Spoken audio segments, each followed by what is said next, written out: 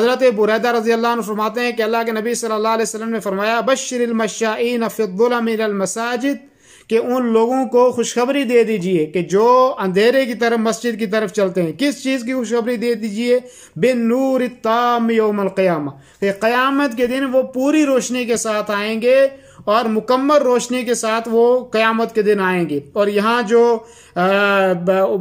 جو مراد ہے تاریکی کی نمازوں سے، اس سے مراد جو ہے وہ فجر کی نماز ہے اور عشاء کی نماز ہے، کہ جو فجر کی نماز میں، کیونکہ عشاء کی نماز میں تاریکی ہوتی ہے، آج تو الحمدللہ بازاروں میں لائٹیں ہیں، ہر قسم کی سہولت ہے، لیکن پھر بھی اجر و ثواب اس کا جو ہے وہ باقی ہے، کہ جو آدمی فجر کی نماز کی ادائیگی کے لیے یا جو ہے وہ عشاء کی نماز کی ادائیگی کے لیے مسجد کے اندر جاتا ہے، مسجد کی طرف جاتا ہے، تو قیامت کے دن اللہ تبارک و تعالیٰ اس کو پوری روشنی دے گا، پوری روشنی کے ساتھ وہ اللہ کی بارگاہ میں وہاں حاضر ہوگا۔